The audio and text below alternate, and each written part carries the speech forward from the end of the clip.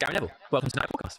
Great to be here. One of English football's most successful footballers of all time, 20 titles to your name, hugely successful pundit, football owner, entrepreneur, a part-time, very brief stint as a manager, coach. No, it was full-time. Yeah, it was short time. Yeah, less than a season. Part of one of English sport's greatest family dynasties because of your brother and your sister, and everybody's favourite pundit. How are you? I'm really good. He doesn't introduce anybody else that way, by the way. No, I didn't have the best day yesterday.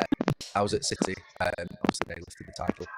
It's the fourth year I've done it, the trophy lift. They were a bit aggressive yesterday, the City fans. They've been pretty good over 10 years. Well, yesterday, I think they were well tanked up before they got to the game, and they were a little bit bitey. And I bit back a couple of times. It wasn't great. Well, good for you to be back. Proper ground. You may after being there yesterday. I just took a picture of the honours in the reception down there. I just saw the honours board. I know, it's good, that board, isn't it? That is a timely reminder that it's a round world, and we will return. They will smile again. Something you're very confident about. 100%. That is one thing that it will, as much as night comes and day comes, Manchester United will be successful again. It may not be for a period of time, but there's no doubt it will happen. The club's too big, it's too great, and that's not arrogance. It's just you look through history, and we will be successful again. But we have to be patient, I think. It makes sense to artists now because we're at the club in today's aspect. You are part of the stadium redevelopment task force. Can you tell us much about that? What was it like being asked to do it? How did you feel? What are your thoughts? I think it's the one thing that actually I can contribute to. I don't think that there is a role for me at the club in any other department. I think that I'm happy there is action on the other side of the club. I think that's really important. There's been an action, I feel, for 10 years. I think now that we've got a sort of interference within the ownership, that there is at least action. There's been a sweeping changes made in the last few months, and now we have to be patient and see what happens in this next 2 or 3 years. It will take time for new people to come in. But on the stadium side, we also have in the stadium last weekend after the Arsenal game, and it was a ridiculous storm. I mean, the downpour was horrific. It tell us where we're at with regards to the stadium, the fact that it needs replacing or refurbishing, and that's going to take time. And I feel really passionately about that because there are 3 things I feel that Manchester United have to do, or at least 2 they have to do, and 1 they should try and do. 1 is that we have to have the best stadium in the world. 2 is that we have to have the best training ground in the world, and 3 is that we have to win. The third one, actually, I'm patient on. I'm a Manchester United fan. Things move in cycles. You can't always win. But if number 1 and 2 are right, the right people in the club, you've got a great chance of number 3 happening. So for me, I feel really passionately about the stadium because I believe it tells everybody what we are and who we are. I've always been proud of the stories of St Matt Busby redeveloping the stadium, having come back from America and seen hospitality boxes in the sort of 50s and 60s and around that time, and how the manager of Manchester United, when we were here, Sir Alex Ferguson, the training ground moved from the Cliff to Carrington was difficult for us, wasn't it? Yeah. We didn't want to leave the Cliff. No. We loved the Cliff. It was in our hearts. But we needed this world-class modern facility that sort of, sports science could sort of, if you like, move forward in, and all the sort of advancements in technology and medical. We had the best training ground in the world. We had the best stadium in the world, and that was something I was always really proud of. And we could say we're the best football club in the world. Even when Liverpool were winning the titles, we said, yeah, but we've still got the biggest crowds, we've still got the best stadium, we've still got the best training ground. And then eventually you win, and you actually get everything together. So I'm really proud of being part of the task force because I think it's important that we're able to get those first 2 things right. What's it going to be? I don't know what it's going to be. I think that'll come down to obviously the task force work, the executives work. What would you like it to be? One thing I would say is I'm not one of those that says that because I've watched football out there for 4 or 5 years, I need to watch the exact same players on that exact blade of grass. If you think of the development, that is not the stadium that's been there 130 years. The Stretford End is not the Stretford End that I saw growing up. The stands all around the ground have been redeveloped in the last 30, 40 years, in the same location. But I'm not one of those people that says we can't develop behind, but we still play here and move into a new stadium. On the other hand, if the best solution is to refurbish the current stadium and do what Real Madrid and Barcelona have done, which is essentially wrap their stadium and sort of, if you like, fit it from the inside out, then if that's the best solution, then I'm not against it. What I am absolutely certain of is that we need to have a stadium that is up there with some of the other great stadiums in Europe. And in this country at this moment in time, Tottenham is the sort of benchmark. It's a stunning stadium, brand new, and we need to get to that level. It is difficult for fans, isn't it? Thinking there could be change, as you say, though. You guys made the change from the Cliff to Carrington. People don't necessarily like change, but in the long term, it's going to be for the best. We have to. It's a club that has to be inspired and motivated by its history, but be a modern club that moves forward.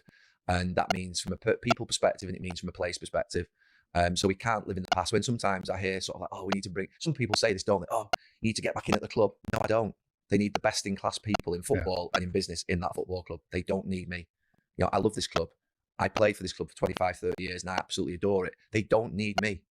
Now, on the task force and the regeneration side, I think that's where I can be supportive. But generally, in the football side and the business side, there are people who are far better commercial directors, CEOs, sporting directors, technical directors. So we've got to come away from those emotional sort of decisions that sometimes you end up with when you've played for the club. I'm not one of those people. I don't think you are either. That looks back and thinks we should do what we did then. No, we need to do what we need to do now, which is create a new Manchester United in 2024, 25, which is successful in this next 10, 15, 20 years. And it won't look the same as it did look under Sir Alex Ferguson or Sir Matt Busby. But what it needs to have is those same values. We don't need to change that.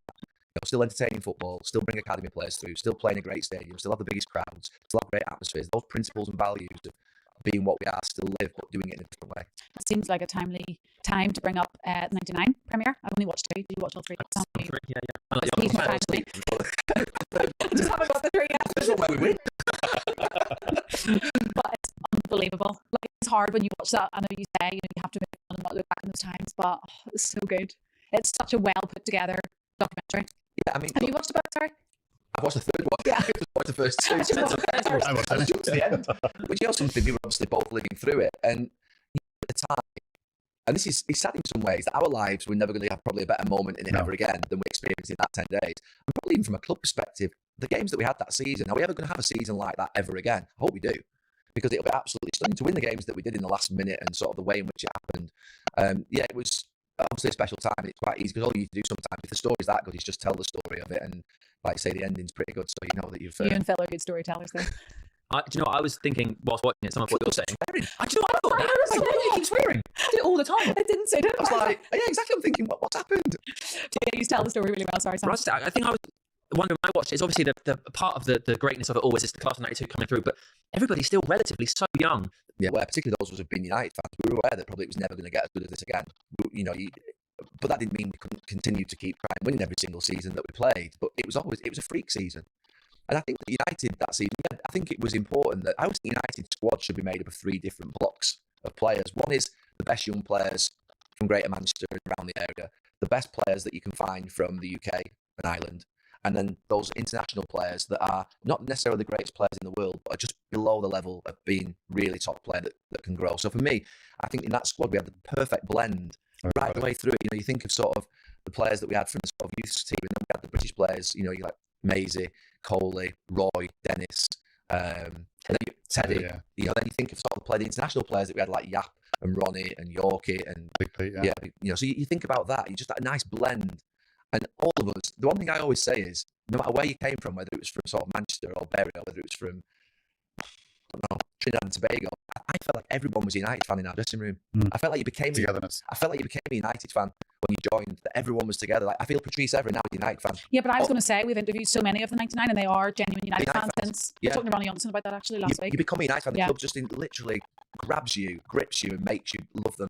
And that's how I felt it was. And we can never underestimate that, because there's no doubt that he could have, I always say this, he could have found a better right back than me from a point of view of talent and skill. And he could have found probably a better centre back than you. He might be able to find a better left back than Phil, or a better midfield player than Butty. And some of the players were exceptional, don't get me wrong. But the togetherness of when I played in the late United teams, the 2008 team was unbelievable. Maisie did not want that team to win the treble. The 2008 team, it should have done, you know. I know, but we talked about it, really, and he was like straight away, I didn't want you to win. Didn't want you to go through. Quarter-final, was it quarter-final? Semi-final. Quarter-final. What? The semi-final? Was it penalty, wasn't it? Oh, it was ridiculous. I mean, yeah, I mean, I watched you keep finding out that salted the pitches.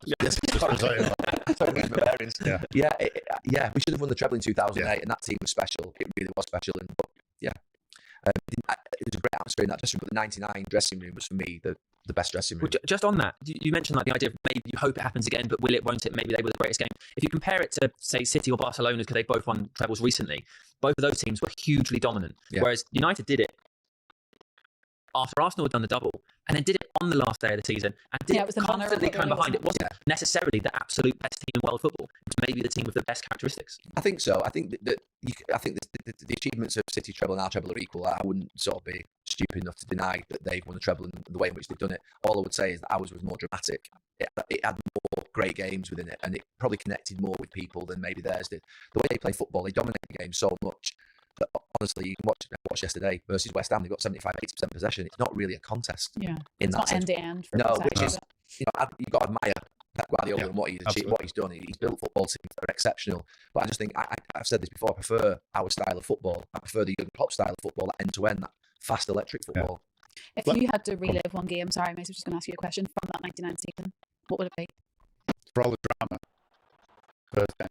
last game of the season when you go 1-0 down, you think, Yeah. this ain't happening. This shouldn't be happening. No. Because when you think about, that who played the other day, everyone wanted. Tottenham. Everyone Tottenham. wanted City to win. Yeah. We're maybe half expecting Spurs to lie down because they didn't want Arsenal to win the league. I wish they had. Yeah. So that's the game for you that you would. I think so. Yeah. Obviously, everybody generally says the final, don't they? Yeah. But what about you? Out of the three last games, I think The whole season? the semi-final against Arsenal, Yeah. the one where Giggsy scores the goal, that for me was the best game that I've ever played in. Just because of everything, isn't it? That's where Phil gave away the. How did you I feel? know you'd said about looking at your mum and dad. Yeah. It was awful. Keane getting sent off. Yeah, Keane got sent off. Yeah, Phil the obviously drama gives the around penalty. Peter saves it. Yeah. I mean, Phil, to be fair, described it quite well in the document. You make a mistake like that when you're going for a treble against Arsenal, and you know it's off. Then Phil's going to carry that with him for the rest of his life, and you don't want that. No. Honestly, that's You don't want that on your worst enemies. no, you don't want that. Honestly, Particularly Not maybe on your Well. worst enemies, that's okay. But Still is. not your teammate, To be definitely. fair, brother. being honest, yeah. No, if that goal goes in and Bergkamp scores that penalty, I mean, even Big Pete saving a penalty. I know. It's like he never saves penalties. Never saves them. It's honestly just, if that penalty goes in, Yeah. it transforms all of our lives. Yeah. It transforms Phil's life, definitely. And it just, it's a mess, yeah. What was it like coming through with Eric Harrison and the class and making it into the first team and being in the dressing room as a young player and then as a senior player and having a younger brother there? Because we know dressing rooms can be quite unforgiving places. Are you able to keep that apart and be like, that's Phil, he's got his own thing going on? Why are you laughing? It took all the brunt off him. We didn't, I don't think I struggled to come into when I first came into the first team dressing room, it took me months to feel comfortable. I used to go back into the reserve team dressing room because me, Scholesy and Butty came over first. Bex, Phil were still in the reserve team dressing room. So I used to get changed in the morning to the first team dressing room and go back into the reserve team dressing room for them. Not that Butty and Scholesy weren't my mates, they were. I just felt overawed by just the presence of, you got to remember in that dressing room I first went into, it was one with Eric in it and, Incy, Peter, Brucey, Pally. So I think Sparky was still just around as well. And these players are like my heroes. Yeah. Like, you know what I mean? When I'm 14, 15, 16, Mark Hughes, Brad Robson was still there when I played for United.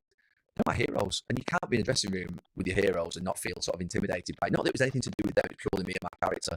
And just probably feeling like, a little bit like an imposter, don't belong, a bit inferior, nervous, anxious, not being myself. I was probably relatively quiet in those first couple of years in the dressing room. Phil, I think by the time Phil came in, probably a year or two later, I probably settled in a little bit. But Phil was actually playing in the first team ahead of me for quite a bit. Phil was an unbelievable player in terms of his power, his strength, his pace. And then he got glandular fever. People don't remember this after the 96 final against Liverpool. Phil played in that final. I didn't. I was stuck. And he got glandular fever and that really affected him. But being in the dressing room with him, we were all like brothers, really. We were really close. I'd known, Scholes and Butty since they were 13. Giggsy not as much, maybe when he was 14, 15, Bex when he was 15. So we'd known each other a long time. We'd become best friends. And we were all sort of looking out for one another, but the rest of the dressing room looked out for us as well. He took the piss out of us, like, but He deserved it. he was brutal, by the way. He was brutal. Hey, lucky now. Basically, you are where you are because you're Running out amazing. of Manchester, you're the main man on Sky. See, Yeah, he was tough. Yeah. Whose boots did you clean at the start? So I was my job as a first year was to clean the first team showers and the apprentices dressing room. My job as a second year, so what Eric used to do, used to be whoever's captain of the youth team was foreman. And you had to basically go upstairs, knock on his door and tell him that all the jobs had been done. And if they weren't done, it was obviously my fault because I'd not checked them properly. So if you're the foreman and the captain, you did the coach's boots. So I had to do the coach's boots every morning. Not great, really, because if imagine if the boots aren't right or you've wet the laces or you've sort of like left a bit of mud on them. I mean, they were great people, but they could be difficult people as well, some of them. do you reckon that upbringing that you had then is where you are now because of the discipline? Do you think that the young kids now of every Premier League club, whoever it is, should do the same chores? Maybe not the same chores, but maybe in a different way. I do. People say, "Oh, it is great being a football player." Yeah. It was really hard. Scholes agrees with me. We didn't enjoy our careers. I don't know if you feel the same. There was never a point where I felt it. I enjoyed training. I love training. I love the lads. When you're building up to a game on a Saturday, that for me wasn't enjoyable. I was a defender. The only thing that could happen for me was that it would go wrong. I wasn't going to score goals. I wasn't going to assist that often. So the likelihood is if I basically have a good game, that's good. But the worst for me is that I give a goal away and we lose. I never felt that it was enjoyable. As in, but then you speak to Rooney, he loved every minute of every day. He played like he was free. I Like find a that strange because you love football. I love football. Some players don't love I know, football, do but they? But honestly, just the monotony of it. I'm trying to sound this in the right way. I absolutely adored playing for United. It was like the best thing in the world, but not to a point where you felt relaxed. That's probably a better word. Never to the point where you felt relaxed, where you could think, oh, I can relax here now, and just you couldn't do that. If you do you know what I mean by that? I understand what you're saying. It was never a point where you live. That's the pressure that you put on yourself though to maintain that level. Yeah, the intensity of it and being around the people who were at the club. Yeah, it was so intense. But there was fun and we had laughs and everything like that, and there was some great times. But when it came to the football side of it was really serious. Yeah, I felt like you were on a conveyor belt. Yeah, you couldn't get you off. were just on a roundabout. Like 20 You years. couldn't get off. At the end, I remember thinking, I need to get out of here. Yeah. I just remember thinking when the manager offered me a role in the club, and I remember thinking, no, I need to get out of it because I just literally the intensity of it for 20 years. Like, and there was no days off. No. Do you know something? Literally 7 days a week. No, we didn't have days. We literally didn't have days. I remember you could go from January, get some days off because there was like it felt more free unless you were in the Carabao Cup, League Cup semi-finals. But once you got to Champions League starting again in February, you could go like 2 or 3 months without a day off because you didn't want a day off either. Because you knew that if you played Saturday, you had to recover Sunday. You had to make sure you recovered properly because you had to play Tuesday or Wednesday. And if you play Tuesday or Wednesday, you have to recover. You have to make sure you eat well. You have to make sure you have your massages, submerge yourself in the pool. All the things. If you don't feel perfect and do everything perfectly, you go into that next game thinking, I'm not going to be right mentally. So you can't have a day off. Because the minute you just take a shortcut with your preparation or your recovery, that was when you were sort of finished. And I never did that. I honestly. Do you think that's specific to you and your approach, or do you think that's universal? No, I think we're all like that. I genuinely do. I don't stand there and think that I was doing things differently. I think there may have been even towards the end players who were doing it even more. But never took a chance, in early, made sure I did everything that I possibly could to be as prepared as I could be. And then simply after training would do exactly the same, and wouldn't take days off purely because I knew that I needed to recover the body. And the players do it now as well, so it's not a case of sort of what we do, but doing that for 20 years every day, because there was no not having to win. You had to win. That was the mentality of the club at that time. And I'm not sort of looking towards today and what's happening, but I think that was the mentality. You had to win. The boss was there, and you knew he would not accept or tolerate basically us not winning. Do you think you were like that even as a child? And for you, Maisie, because Phil talks about that, doesn't he? In the documentary, he says, I would die for this man. That's what he says about Sir Alex. But do you think you had that winning mentality ingrained in you always, or did that begin? Well, obviously, you probably had it as a child, but did it begin more so when you came to the club? And for you, Maisie? I think when you come to this club, you have to win. And I always remember the first day, not even going into the dressing room, but meeting Sir Alex. He told me about the history of the club, took me to the middle of the pitch. I said it many, many times, and you just thought, wow, his mentality to Kenny Dalglish's mentality for me was different. You had to win when you played here, and you had to win in the right way. What was that a shock to you from obviously? Yeah, because obviously I came from Blackburn, and Blackburn's not Manchester United. It's a totally different entity. You can get away with a draw or losing away. It doesn't really affect anybody. Still haven't done the KDs on the way home. That was Chaddy. That was a Burnley. That yeah. But he is a totally different. It's a total different animal. Were you like that as a child? Obviously, you had a big sporting family. No, I honestly don't think that. I think the winning mentality was put into me when I came here at 16, full time with Eric Harrison, Nobby Styles. I genuinely made a little bit before that with Ryan Kidd and Eric Nobby in sort of under 15, 16s. I don't believe you're born a winner, a leader, a great communicator. I think they're all taught and developed, and you basically are lucky to be exposed to great mentors and standard bearers, or you're not. And we were just absolutely exposed to the best. And you think that your team coaches are Eric Harrison and Nobby Styles, and you think about the intensity and anger within them two men.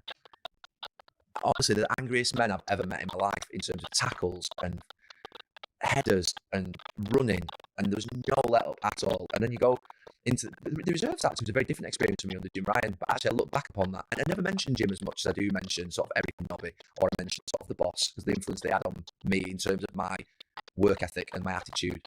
But Jim actually is the one person that actually moved my position from centre back to right back.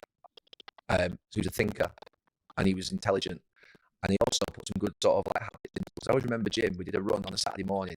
Jim Ryan on a Saturday morning used to live. I think he lived in Hale. Yeah, the song this week Right. actually. There's this little terraced house, and we used to want to get training at 9:30, 10 o'clock, so we could basically get off and go and watch the first team or do whatever we're doing.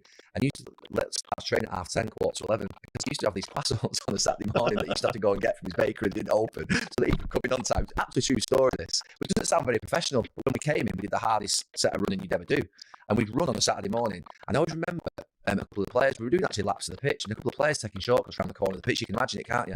And he actually dragged us all in, and he said, lads, I can see a few of you taking shortcuts over in that far corner. Do you know what happens when you take shortcuts? You get good at it. And it stuck with me to this day, that simple. And he made us start the runs again. And I always think Jim was an intelligent, thoughtful coach, but he moves me. He said, look, he was really honest with me. He said, you're not going to get in the first team. You've got David May, Steve Bruce, Harry Pallister. You're not going to get in the first team. You're 5'11", just under. He said, you know, it's a physical league, which it was very physical at the time. Still is now, but very physical at the time. He said, but Paul Parker, and you're getting not a left back. He said, but Paul Parker started to have a couple of injuries. And to be fair, Maisie, you were more centre half than the right back. He said, so there's a chance you could develop into a right back. And he literally played me. And I said, no, I said, no chance. I love centre back. I knew the position really well. Anyway, he played me in the next 10 reserve games at right back. And I started playing right back in the first team, the odd game. So what age were you then? I would say I was probably 19. That's quite late. Yeah, probably 18, 19. Before then, I was playing centre back in the reserves. Yeah.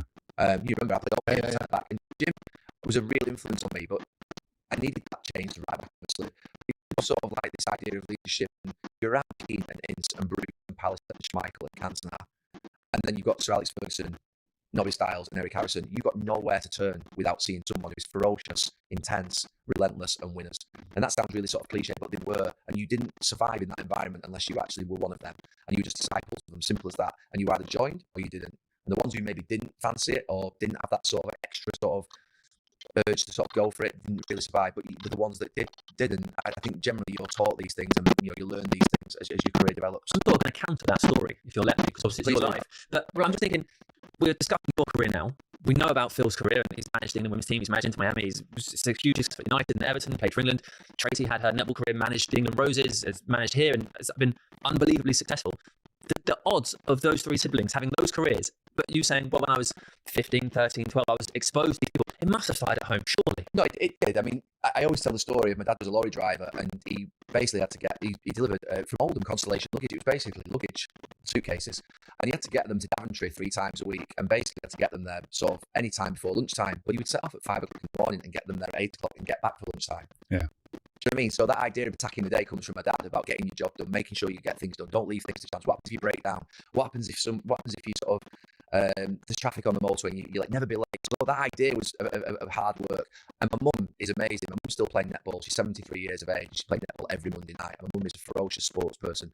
My mum was kicked out of my mum played football in the 60s and was basically playing the boys team in the 60s, and was then kicked out of the boys team by FA and told to play for the schools team. So my mum was a sports person who out to play hockey, netball, rounders. She loved football. So there was a sporting background. I played cricket on Saturday and Sunday. Every single week, and then very way to work at very. So I was involved in a sporting environment. I love sport, which was helpful, and they did have a really good work ethic.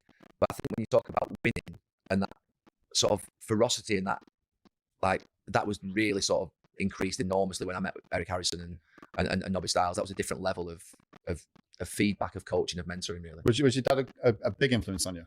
He was a massive influence on me, because that element of, I don't know if it's the same now, but that element of fear of your dad, of your boss, but you knew they loved you and you knew that they'd look after you and they'd die for you, but there's also that still element that you didn't want to let them down, and you didn't want to make a mistake in front of them, you didn't want to mess up effectively. So there's always a pressure from your dad, but not I didn't think it was an unhealthy pressure. No. But there is, I think that's how, guidance. Yeah. Do you know what I mean? It's It's respect, isn't it? Yeah, it's that respect, and a different way of, obviously in the 80s was very different than 2020. Parenting's different today than it was then. But I'm very grateful that came through what would be a traditional parenting. And I'm sure our children in 25 years will think that they got traditional parenting compared to what it will be in 25 years. I'm one of those people who says that in my day people were stronger, they're more robust, they're more resilient. I think kids of today are strong and they're robust, and they're... I always say that to my kids. I'm like turning into mom. Like, yeah, that's my day. I do. I'm not necessarily crazy. I'm always, when I was young, I'm like, oh, why do I keep doing that? But I can't help myself. We all do it, but the reality of it is they are strong. They are strong, and I don't buy a lot into this. Football players now are all soft, they're all mollycoddled and pampered, and we were all tough. I don't go along with that. The pressure, you watch yesterday, I look at Phil Foden on that pitch yesterday, and I don't see any difference between Phil Foden yesterday and Paul Scholes 25 years ago. You've got to recognise that at the very top of the game, you have people who are, I went to Portugal last summer, and it was well into the summer break, and Foden was there, training, practising in the afternoon. To be fair, Rashford was as well. So these lads do care, they do want to run, they do want to be brilliant players. No football player wants to wake up in the morning and get battered off the media or off pundits or off the fans. They want to succeed. So, yeah, you're right, I had a great upbringing, but I do believe the real jump was when I got to the club. What were you like at school? Obsessed with football. Average 6 GCSEs. Average. It's not good. Don't patronize me, Alan. I'm not when he said that. You should have said, average. 6 GCSEs, 6 out of 10 every week at United. There you go. It's just a six man. You know what I mean? Did you say 6? Finish at 9. Oh, no, I sat, Well done. Did you like school? Said it so quietly. do I like school? Do I like school? I don't know, really. I don't know. Probably did, but did you like school? I hated it. Did you? I didn't hate it. No, I didn't hate school, no. I I actually like PE, that was it. Yeah, I think I woke up a little bit too late at school and realised. I always say now to young football players, make sure you do everything you can at school to be successful, because you may need it, and you may need those, those qualifications to fall back on. If more than likely, you will. GCSEs. I got one. One English. No, I got one in PE. That was it. How do you get to today to where you are now with everything that you do? Well, you know, I set up my first business when I was in the dressing room at the age of 25, 26. Did you? Yeah. Not selling tickets, no? No, it was a mechanical electrical design company, pipes and wires, air conditioning, and with Wow. my mate Paul Devine. And basically, it was I set up with him and used to go to all the business development meetings, sitting on the design team meetings, board meetings. Did the gaffer know all this? No. But I used to do things in the afternoon. I used to have a property company in development and contract in the afternoon up in Bolton, build houses. You used to build houses here. In Bolton. No. When I was 25, 26. I didn't know that. Too early when you were 10. If you enjoy it, it was non-stop. I'm starting to see that. Yeah, no wonder. You could have gone home and had a rest after training. But you know something, I always knew over the next 30 years of my life that I knew I had to face. And you know something, you do How did you get away with that? I can go to a pub without the gaffer knowing.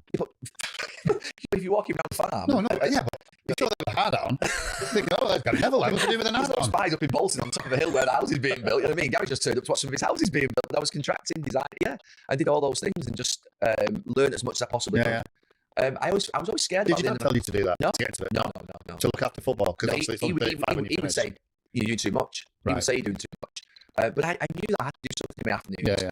Also, this comes to horror stories around that time of players getting to the end of their careers. Buying pubs and stuff like that. Buying pubs, having cliff edges. And I always describe the end of a player's career as a cliff edge, where you just literally, your adrenaline is here, your money earning ability is here, and all of a sudden, everything's gone. Yeah. And there is nothing that you've done as a football player, really, that can prepare you for the next 30 years of your life, where you have to do something different. No. I just thought, no, I need to start looking at things. That's why I did my coaching badge. I did my B, my A, and my pro license whilst I was still at the club. I obviously did businesses. Sure. I tried to do, obviously being captain at the end, I did a lot of interviews. So I was getting trained in the media just naturally by having to go out and do interviews.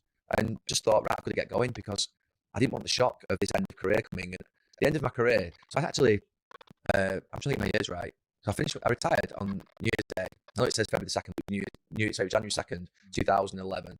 But 2009-10, I signed for Sky. Signed for Sky 6 months before the end of that season. I don't know if the gaffer found out about it or knew. All the secrets are Does coming he out here. know now? Or did he, obviously, He may know, but basically what happened was at the end of that season, I just thought, right, this is the end, I'm leaving. Yeah. Anyway, I played 10 games towards the end of the season and did all right in those games. It was when I kissed Scholesy in the derby. And David Gill rang me. I was actually in the office in Manchester. Do you know what I mean? I was in a meeting in the office in Manchester. David Gill never rang me. No. Ever. I mean, if that's the first time he's ever rang me, as obviously a player. And he said, the manager wants you to stay on another year. And I was with the manager that morning. Never said a word. Never said a word. I went, no, David, no, it's definitely, I'm finished, I'm done. Anyway, he said, no. He said, he's not going to accept it. Anyway, the morning after, the boss said, you've still got a lot to give. So I had to tell Sky that, look, I can't turn down the idea of another year, which I'd done. Fans watching probably wish I'd done as well. It was, to be fair, a difficult next few months at the end. I remember I prepared so well in the summer, and I pulled my calf on the first day of pre-season. And that was it. I just knew at that point, what have you done? But basically, I put off Sky, time for Sky. And the year after, I went to Sky. So was that always a plan? Once you'd done your coaching badges, thinking I'm going to be manager? Yeah, I thought that I could articulate about football. I love football, I love watching football, and I'd watched a lot of it in the last few years being injured. I'd watched the 2008 season, I'd watched obviously, and I'd done my coaching badges, so I started to think more tactically about the game and see the game differently. I was getting older as well. And my role in the change room was different than it had been for the first 10, 12 years. I was playing 25 games a season, so I was watching a lot, and I felt as though I could do the media at that time. So yeah, I just signed with Sky. Jeff Treves was the first person that ever rang me and said, look, we'd like to join Sky and, do something on the studio. At that time, Andy and Richard were still there. And then they left partway through that season after when I retired. So I ended up doing Monday Night Football. That was never in the plan. How did you find it when you started going in, being Man United's Gary Neville, like Red Nev, and being in there? Because, I mean, you've been accused for years of being so desperate not to be biased towards United. You're not being biased against United, or Liverpool fans will say you're biased against Liverpool, and it'll go around. Every club will have their own view. I can have that. Yeah, after games where United play, City or United or Liverpool, both sets of fans on the opposite side can say I'm biased towards their club or against their club. That happens. But I was worried at the beginning about how I would be able to separate, because the manager was still here. The United games are the hardest for me. If you never gave me a United game in a season, I'd be happy. But obviously I do United games. Because you're always trying to find that balance between what you're seeing and trying to obviously articulate it versus knowing sometimes what's going on in the club maybe a little bit. and you're trying to think, well, where do you strike the balance? But I found it difficult in the early days, thinking that what would people think of me because of I was United, and I was literally, I hated every other football club. I never supported any other football player from any other club. Never. I just wouldn't. The idea of sitting next to a player from another club or going out for a drink with a player from another club, never in a million years. What about in England though? But that's probably one of the problems with England. You were just in your little groups. Yeah, just we were so united. It was always club. And there were so many of you as well that were together. There were 5 or 6 of us always with England. That was probably one of the problems. We always used to sit together, and it's quite a strong group if you think about it. What do you think of the moment now when you see the two teams walking down, they're all high-fiving each other and giving them little backhanders? No, because you told us, not backhanders, backhand little slaps and all that sort of stuff. No, I mean, it wasn't for me, but I do think that the way in which England's spirit is now, how they all get. Just in yeah, I mean, because looking at you and Phil and you and Big Pete, when Big Pete was at, you liked him. Absolutely, the idea of connecting with someone in the tunnel, connecting with someone on the pitch. We see it on bikini. Was it Wolves away? And you're waiting, going out. Yeah, you were literally had blinkers on. Yeah, that was put into us, wasn't it? Yeah, the idea that you would be seen to smile with another player that you're playing against, I would think that was disrespectful to our fans when I played. I don't see it as being disrespectful now when I see one of our players, by the way. Why? Because I've relaxed a little bit and I've calmed down. I know, I've relaxed and I've calmed down a little bit, and maybe. But if he was in that team, would you say something to him? No. But you put Neville on 15 years ago. And you 15 years ago, but honestly, how we all were 15 years ago is not today. I genuinely believe that, and it was never for me. It couldn't have been for me. It would have been deemed as a weakness. The idea of communicating to someone that we were about to go and play. Those 75,000 fans that are out that way, those 75,000 fans that have turned up, they don't want to see you. In my opinion, sort of, if you like, being friends and best mates and laughing as you're about to go out on the pitch with the opposition team. That's how I saw football when I played. So I do think differently now. I don't think it's a problem if, let's say, Martez is playing and I'm trying to think of another Argentinian Alvarez. Alvarez for City, and they shake hands. They just won a World Cup together.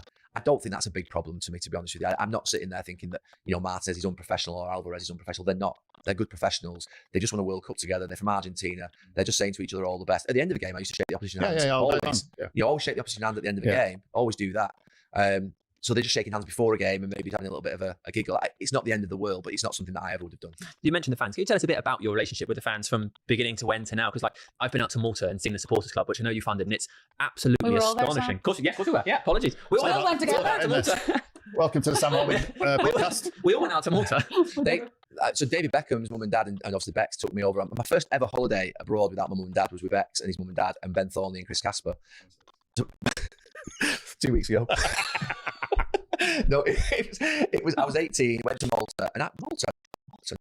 Anyway, I could not believe the passion for Man United. Fell in love with the place, fell in love with the people. Went over there every year, probably for about 20, 25 years. Obviously, like I say, contributed towards the supporters club because they've been so good to me. Not many people know this. The night of we won the treble, and a week later, me and Bex flew out with the Champions League. We promised them that we'd win the Champions League. So we used to, when we went 18, 19, 20, they were obsessed with the Champions League over in Malta, obviously European fans, obsessed with it. And we said, one day we'll bring it out to you, and the club let us take it out. And there's me and Bex. I think he told me that actually, Joe. Yeah, we took it out the Champions League. It arrived, I think, at 10 at night, overnight, and it had to be back in the museum. Did you take it to the supporters club? They chartered a private jet for the...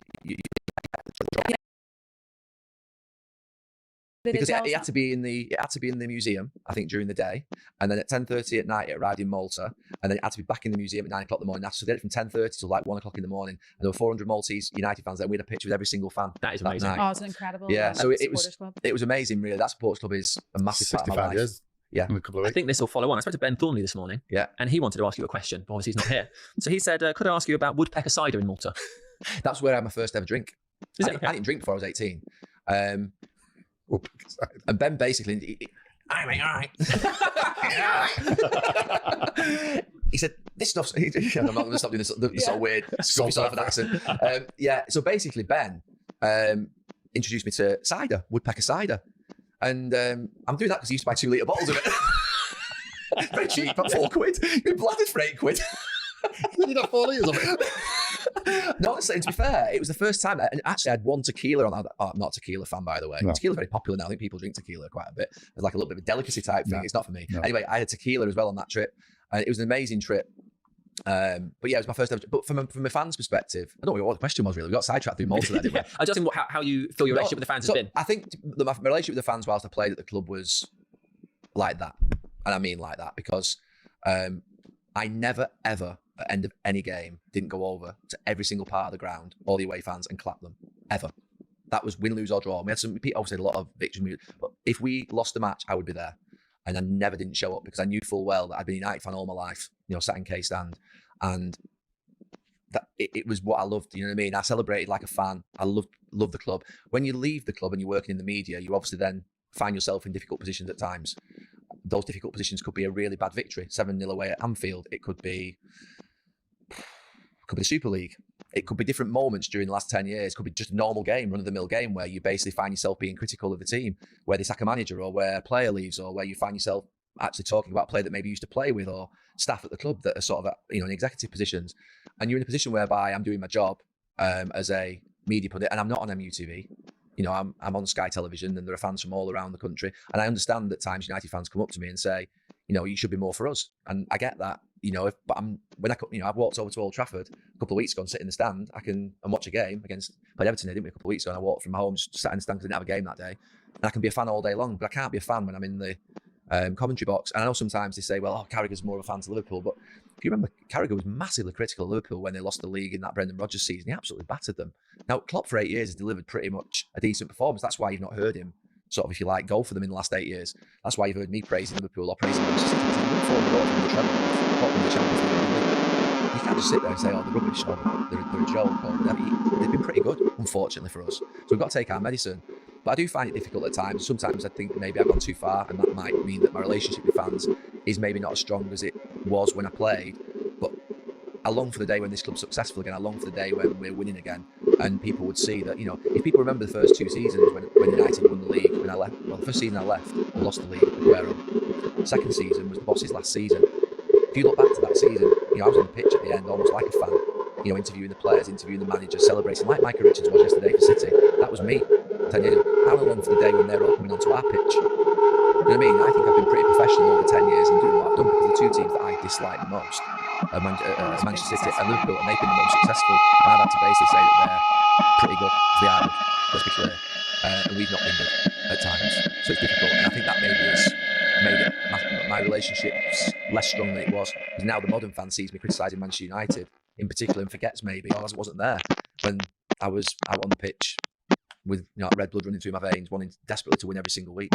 I think as long as you're honest, people can see that. Yeah, and some of the things in the last 10 years have been difficult. It's been difficult. Nothing relating to we need to win the league, or it's the drop in standards, and that's something that you find out. Well, Jim Ratcliffe's talked about that in the last few weeks about Manchester United's drop in standards. I don't want that. We can lose. Pep can come to Manchester City and we can still lose if he's there for the next 5, 6, 7 years. But as long as we're doing our thing and what we do, then I'm still good with it. I don't have to win. I grew up as a United fan in the 80s. We didn't win the league. My childhood was no Premier Leagues, no Division 1 titles. So it's not as if I'm sat there from a position of sort of like, we've always won. We haven't. It's been challenging before, but we've got to make sure we do the right things. And that's been the frustration. That's your relationship with the fans. I want to ask you now about your relationship with Sir Alex Ferguson. We've had many players on here who've talked about how you were the spokesperson for the dressing room. You would go into Sir Alex, maybe talk about their contracts. And when you said at the beginning, you were a bit nervous to go into that dressing room, and then you became that real leader, the captain who you could go and approach the manager about, problems that players would have. How was that for you though? I mean, obviously you had a very open relationship with him where you felt like you could go and knock on his door. Other people were a little bit scared to do that. Yeah, I didn't go and knock on his door that much. I mean, you know that. Obviously, when I was captain, I had a good relationship with him, but he was the boss and very much sort of, in control completely. And it's interesting. I actually last week, I went to this conference thing and I got asked what was special about Sir Alex Ferguson. Sometimes you ask that question, not your mind goes blank, but you can't really pinpoint what it is. I actually wrote them down on my phone, like on my notes on the way back on the plane. What actually was it that actually did really well? Want me to read them out to you? Yeah. Honestly, I'm like that. Sorry. I noticed it just last week. I thought, I asked this question. What? I say one thing, it might be. It's the aura about him, isn't it? Yeah, it's the aura. But I was thinking specifically what things. It's weird, isn't it? This is excellent. But I actually wrote down. Amazing. Nice to I wrote down here, he always had difficult conversations. So then I was thinking about, imagine every team talk. If you left out from one game to the next, he spoke to each individual player every game. So you were never left wondering why you weren't playing. Or you think about sometimes in life, in businesses, in football clubs, sometimes people don't communicate to you very well. You're not quite sure where you stand. You never wondered where you stood. So you always had that feeling. I thought that was, to me, quite important, that he was willing to have those difficult conversations, or he was willing to speak to you and say, you're not playing today, son, because at least you knew why you weren't playing. He also used to say, like, the idea of making his words count. So he trusted the people who worked under him. So his assistant coach would deliver all the training sessions. His medical team would deliver all the. He never interfered in anything that they did. You never saw him in the medical room, in the gym, on the training pitch. He allowed Steve McLaren or Kiddo to deliver every session without interference. Now you imagine two things: one, about the trust that builds in your team, which is very rare. But secondly, when he actually spoke on match day and he came alive, his words meant a lot. So these words were quite rare in terms of like inspirational words. Or that was quite important. That some managers, they're on pitch every day and they're coaching every day, and the only voice to hear is his. He trusted his team completely. We knew exactly what we needed to do every single day. It was quite clear that basically what we needed to do. The consistency of his message, I thought, was important in terms of he wasn't up here and down there. Things that he said just regularly about work ethic, trusting each other, risk, tempo of your passing.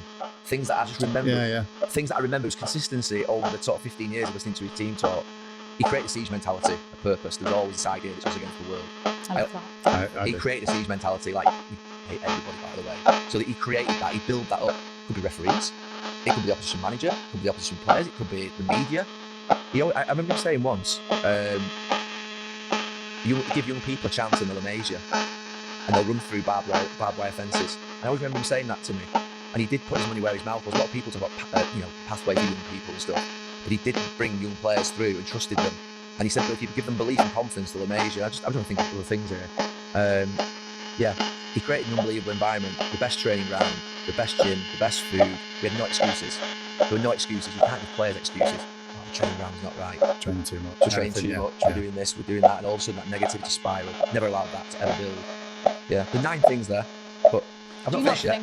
How long does it fly? I'm trying to think of little things that just like. They're brilliant, then. Yeah. They are. Because you writing it down and me sitting there listening to you read them out just jogs memories in your mind. You think, you know what, that's unbelievable. But it's like those things that you like. It's like you think, this is like every day. You think, what makes Alex Ferguson great? And there might be more things. That if I think of one, so I write it in there and just think, because it's actually sometimes you can just get caught up in, oh, he was great, oh, he knew how to win. How? Yeah. What did he actually do? You didn't have a different club manager to ever compare him to? No, I didn't. So for you, it's probably hard to pinpoint what exactly it was, whereas maybe for you, I know you'd had different managers for you, it's not the same as that situation. You and many other players had seen the difference between other managers in the dressing room and how they ran the club. They might only been there for 2 years. Funny enough, I remember I watched the podcast yesterday with Sir Alex, with the gaffer. Did you watch it? I did. Must be the first one you've watched. It probably is. It is. But he mentions that. I think one of you two mentioned it. What makes a good manager? And he said communication. And then you've just mentioned it, and I think, hang on. Yeah, the only right one is he looked after it. If you think about it, he actually managed the club, the 500 people, 500-600 people that were here at the time. They all looked up to him, and he communicated with them all. And the idea that sort of, I remember when... I knew everyone's name. Yeah, everyone's name, your parents' name, your brother's name, your sister's name. That's not private. No. Everybody's. Yeah. That's when they write it down, actually. The idea of sort of, remember, you used to stuff like that. All right, everyone's mate. Everyone's mate. All right, good to see you again. That's when you walked in, all right, mate. No, but it's true. The idea that you remembered everybody and you made people feel really important across the whole club. You know what I mean? That's the thing that's really important. Everyone felt valued. In terms of... I was just going to say, any team talks you've mentioned... I'm talking there. Was there any team talks that stood out to you in your time? No, just what I remember of team talks is the theme of the team talks. Of the first part of his team talk, I always felt was his story. He would tell us about something. It could be something that's happened that week. It could be a guy that he bumped into. It could be about his upbringing. It could be about grandparents. I would refer to one where I remember him talking about grandparents and how proud your grandparents were to get up in the morning. My granddad did get up in the morning, put shirt and tie on, and the discipline that they had and the times that they lived through, obviously with the war, and sort of the idea that these people that you come from, how hard they worked, 50 years, 60 years every day to put food on the table. You should be proud of them. They're your real heroes. That really resonated with me because my mum's dad was one of my heroes. And sort of, I used to sit with my mum's dad and sit there in his front hands. He used to have the gold medals. He was over there sort of for about 4 years. He came back 2 or 3 times times. He had a shrapnel wound in his shoulder, came back wounded 2 or 3 times. He was an amazing man, my mum dad. And he used to sit with him and was obsessed with these old coins he had and his medals. And he used to sit in there. We used to go to his house for tea every Monday. So when he mentioned that his team talk about, it wasn't related to me, it was just a generalisation about their grandparents. If I was having a difficult moment in a match, I'd think of my granddad and think, imagine what he went through compared to this. I'd give a goal away, get over it. You know what I mean? It's still to this day, those sort of things that he tapped into something inside. The first part of his team talk, I felt, was about us and hard work and attitude and sort of a little bit of inspiration. Then he used to say something like, right, we need to attend to some details of the opposition. And I always remember Tim Cahill, running into the box and how we're going to deal with that on Arsenal's left side. Today we're going to put Darren Fletcher in and 3 in midfield. We're going to pack that right-hand side in front of you, Gary, and you, Maisie, or whoever it was. We're going to make sure we have extra bodies there because Arsenal's left side is the best in the league. So we're going to stop it and we're going to attend to that. Once you stop that, we'll win the game. And he'd always tell us then how to win the game. So the middle bit was about sort of that attending to the opposition strength. And then he'd say, right, this is how we're going to win the game. And I always felt the last bit was basically, so-and-so can't run. Oh, give the ball to Giggsy, give the ball, Bexel's crosses, whatever it would be, there'd be an instruction about how we would win the game. But in the middle was the bit that I really listened to because it usually was about how we stopped the opposition, which obviously you thought about anyway. But against a team like Arsenal or Juventus, that was particularly long, that section, or could be longer, because we weren't as good. If we were playing City next Saturday and Sir Alex was the manager, he would spend more time on the opposition because they're better than us in certain things. Yeah. Arsenal were better than us for a period, so we had to probably do things that were different than we ordinarily would do. We didn't just go out and say, get your tempo, your passing. That wasn't his message against Arsenal. It was stop them to start with, and then the football will come. And that was his team talks. His team talks were very structured in that. I always felt in that way. I was thinking about your relationship with Sir Alex from coming in so young and finishing, and then him immediately asking you back to the club, because the number of players that there were sort of quite high profile falling out with makes sense when you're with someone and you're working with someone for that length of time. But you didn't avoid it completely, did you? Because there was Lille away. The what, sorry? Where, the game against Lille, where we scored a quick free kick. Was that the one where the players went off the pitch? Yeah, they wanted to protest and start walking off the pitch. Yeah, and I just thought it was nonsense. I went to their captain and said, get back on the pitch. And he went absolutely mad at me, him and Carlos Queiroz, because apparently if you walk off the pitch in Europe, you forfeit the points in the game. You didn't know? I didn't know, but they're built different. So built differently. It didn't matter how we won, just win. Do you know what I mean? And anyway, I made the huge mistake, and we all did this once, and that was telling him to... I Phil would have said it. This is a podcast, people are listening. F off. And he then made me travel for the next 2 or 3 matches and had me as 19th man in the stand. And then Did you ever speak to you about that? Oh, yeah, he got me in the office. Yeah. Oh, yeah. And what was the conversation? He absolutely killed me the day after in the office. Yeah, one-on-one. A one-on-one demolition the day after. But then that happened a few times with me. It happened after. Did you always find, though, that once a manager said his piece, that was it? It was forgotten? Yeah. Well, it took 2 weeks because he didn't play for 2 weeks. But, once he said what he had to say. Yeah, absolutely. And to be fair, the thing is with him, it's a control thing because you're taking him on effectively and you're telling him to F off. And if he sees you get away with it, the rest of the players see you get away with it. So the reason I was sat in the stand and brought to games was I was captain. It was a visible message to every other player in the dressing. I'll do it to him. I don't care who you are, captain, senior player. You'll sit in the stand if you take me on. That was quite clearly, that was how we lived. We knew that. It wasn't as if it was a sort of surprise to me.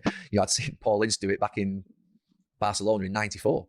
I'd seen Ryan Giggs do it in Juventus in '97 or '98, '97. I knew it didn't work. No. I knew it was a bad tactic. You know what I mean? And it just came out mad. And he heard it. What were the other times he called you in? The others were in the dressing room based on performance. Which we all got. And do you know something? It was all right. You knew sometimes it was coming, you know what I mean? You knew you'd have a bad half or you're giving a goal away or you weren't at it. It was the ones where you weren't expecting it that shocked you. You go in sort of like, you'd have your drink and you sit down. Cruising, you just rips your head off. What's happening here? That's your standards, yeah. And then you got, and you'd look at him like, Neville. And you'd be like, stop looking like I've got horns on my head. Because you'd be like, looking at him like, me, today? No, not today. Last week, maybe. Not today. What about if he did it to Phil? How did you feel as a brother? Oh, you never enjoyed it to any of the lads in the dressing room. Honestly, it was, and look, it wasn't. It was a relief, to be fair. Pick on him. Keep that down. Slap him, dumber. Right, brother. It was a fault, man. Real slap, man. Oh, no. You never enjoyed it. It was never pleasant, but it mellowed from the moment. It mellowed from the early days of me getting into the first team with the lads like Brucey and Chocky and Pally and them lads when it was when you were there at the beginning. There was some European nights around that time which were ferocious. We got knocked out by Barcelona. We got knocked out by Gothenburg or Moscow. I remember Moscow away with some penalties. Oh my God, Brian Robson was still there then. It was unbelievable, really. But do you know something? I look, we're all animals. in a good way. You know what I mean? The Randalls, they were like literally all of them. When I first broke, everyone was a captain or were captain or been managers since. Every single one of them was like, the England team was simple. The England team had Platt, Ince, Shearer, Tony Adams, Gareth Southgate, David Seaman, Stuart Pearce. Lots of big, massive characters. And the Man United dressing room was exactly the same. And I was lucky. I mean, I was a kid and was soft, basically, compared to this lot. And just in this environment of winners. Amazing. Gaz was in the dressing room. What you were thinking? Do you know what? Gaz was similar to me in the fact that for my first 6 months, I never said a word. I was in awe of it. And I'm thinking, I'm out of my depth. Oh, yeah, we were quiet. Because there were such, as you just mentioned, all those players. Absolutely, they just won the double. And I'm walking inside the dressing room thinking, am I going to improve this? Or am I going to add to this? Or... You're looking for acceptance, actually. You're almost vying for, like, acceptance. It was a Christmas do that they accepted me. We had the best Christmas parties of all time. Every year. That's because you organised them, you're saying that? They were amazing, honestly. They were absolutely amazing. We bonded, young players, the reserve team players, the first team players, from someone that's 35 down to someone who's 18, 19. Obviously, the academy players couldn't come. It was amazing, honestly. You literally create friendships, and the pre-season one that we'd have. We'd have a pre-season night out and we'd have a Christmas party. They were the 2 nights out, other than the fact if we won a trophy at the end, then we'd have with all the families at the end. But those 2 nights were special. They're things that I miss. You know what I mean? I thought that yesterday watching them. I thought they're going to run. Are they going on a parade as well? I was thinking that. They can't go on a parade before the cup final Saturday, surely. No. I mean, I was embarrassed when we invaded the pitch. There's a few minutes tight on the bounce. We never invaded the pitch. As much as I'd like to sit there and bad mouth City, I know we're running out of time. So, in terms of the culture of those sort of nights out, but also style of play, and we talked about cleaning boots and like social media, and obviously massive on that now. But if you were a player now, if you were Gary Neville, 21, coming into the side now, how do you think you'd feel? How do you think you compare to Gary Neville in his career? On social media, you mean? No, because all of that is part of it. If you want to be a player today, the package is different, isn't it, to what it was. The environment is different, the culture is different, all of it's different. I mean,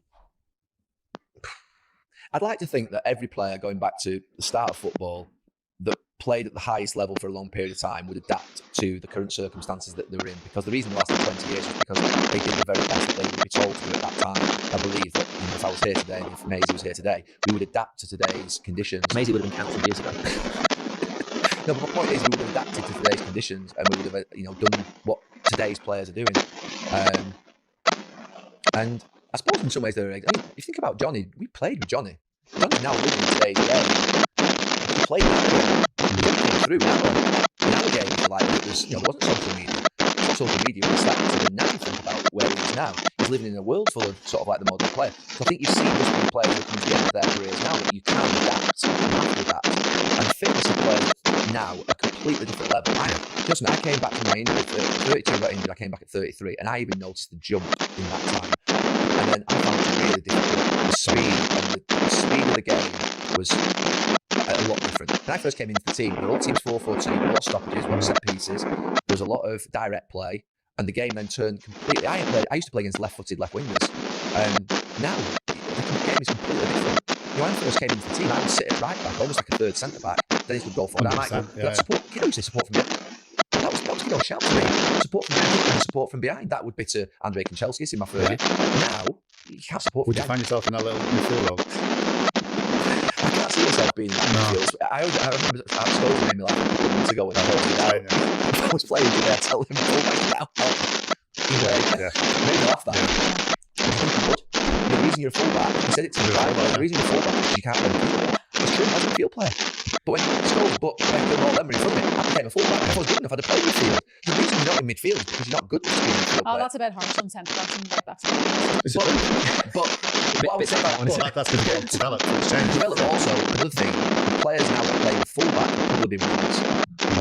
They're actually used to actually being in positions where they see the ball back in play and stuff. So the game has developed a lot. But I'd like to think I would adapt. I was going to say, do you miss playing? But you did say earlier. No, I honestly don't miss playing. I miss winning the trophies. I miss the dressing room. I miss the celebration with the fans. It doesn't mean you can put me in the end of the game 3-0 up with 5 minutes to go. That's when I did enjoy Old Trafford. So the point where you knew you were in complete control. You know, we had games, didn't we? 3-4-0 up, 5-10 minutes to go. The crowd were enjoying it, and you know those moments came. So I did enjoy, but until we'd won the game, I didn't feel as though I could enjoy it. The moment I enjoyed, I get home that evening on Chinese. I get home that night with win on Chinese. No, not sweet and sour. I would have chicken mushroom chopped with half chips, half fried rice, curry sauce, and I'd have salt and spare ribs. Yeah. What It's like a chicken mushroom chopped. Chopped? It's chopped chicken, yeah. It's not chicken breast, basically. And mushrooms chopped. So, yeah. So basically, that's what I would have. But Not a creature of habit or anything, no, are you? but you know something, my Chinese after a game, there's one point where I can go, And a woodpecker. 2 it litres. sends a 2-litre bottle of woodpecker. Usually we ask people at this point, what are you doing now? What's your plans? But you just never stop. No, I do. Obviously, I'm on television and things, businesses and stuff, but I wanted to be busy when I finish off playing. Maybe I'm too busy at times, but yeah. Oh, well, Amazing, going to play golf my nickname 3 was days a week. busy. Yeah. My nickname was busy in the dressing room. Busy. No, it's great. There's another You've word got a after great it. attitude. There was a word after it. He was a busy such a yeah. Are you still going for runs in the morning? Because Phil does that, doesn't he? I go to a gym in Salford 6 o'clock every morning. If I'm here 4 or 5 times a week, and I go to bed at 9:30, 10. The end of a football match is my bedtime. So if there's football on, that 9:15, 9:30, depending on what it is. Your missus must love you. And you can just go into bed, switch off. That's it. Yeah, and then probably open between 4:30 and 5:30, and then You're up at 4:30. yeah, Still 4:30. dark. It's not dark now. It's No, well. light now, but I know yeah. it's all about My the train day, at but six. it's a bit early. Yeah, but I've had 6.5, 7 hours nearly, which is fine. And then basically, I go to the gym at 6, and then at 7, I have an hour with the kids. So what are you doing? Hang on, if you get up at 4, 4:30. No, 4:30, 5 o'clock. Right. I would look basically at emails. I would look at the day's news, catch up with everything because I missed the night before, so I gone to bed early. You missed all the breaking all the news at 10 results, o'clock the night before. Yeah, and then basically go to the gym, and then at 7 till 8, I've got the hour before the kids go to school, which I like that hour 7 till 8, and then that's usually start going to the office or meetings at 8 o'clock. Do you think your kids will ever have a career in football? I don't know. I mean, they're obsessed with netball. They love my sister. My sister's their hero. So they play netball all the time. So tonight, I'm not taking tonight actually. I'm picking them up at 9. Both of them finish at 9 on Monday, and then bring them back, and then I'll go to bed before them. Yeah, well, I'm sure you do. Yeah, absolutely. My kids don't even go to bed till about 9:30. They'll be up after me, definitely. I'm the first to bed in my house. See, I like going to bed early. I've always went to bed early as a player. Yeah, you did. I literally went to bed at 10 o'clock. Because you used to try and room with someone else, didn't you? Yeah. You had to start rooming I with roomed with Bex, and he's Phil. like 11, 12. I was 10, and I had to swap him with Phil. You could tell him what Me to and do. Phil at 10 o'clock. It's Great your roommates, by the way. conversation. I thought you moved. I was with Pally, wasn't I? Oh, you're I Pally. had Pally, yeah. I mean, imagine that room, seriously. Him and Pally. No. I was speaking to Coley last week. We went Coley and Giggsy. Yeah. They never used to speak, did they, No. Coley and Giggsy? No. Obviously, they got on with each Yeah, other. yeah, Like, they were yeah. really quiet. Like, jeez. Yeah. Yeah. Roy was with Dennis. Dan, Dan, Yeah. yeah. Good times. Happy times. Very happy. Where do you see yourself in 5 years? Still doing Sky? Are you gonna knock that on the head? I don't think I'll do it in 5 years. No. 'Cause I'll be 54 then. Yeah. I don't think so. No. I think I love doing the overlap. 'Cause Yeah. I just like speaking to people about it's right like this. I actually love this. Yeah. Sometimes the games, I love the games, but don't get me wrong. But actually, I like just speaking about football, and speaking to other people about it. Yeah. I mean, we're always welcome to have another member of the panel if you want to join us in the United podcast. Probably can afford it too, I guess. Yeah. Can afford it. Just before we do finish, we have asked this quite a few times to different people. What does Manchester United mean to you, and what has it meant to you? It's magic. That's the one word I would just describe it. It's magic. It's changed my whole life from the age of 4 or 5 years of age. There's nothing like it. Perfect. Thank you.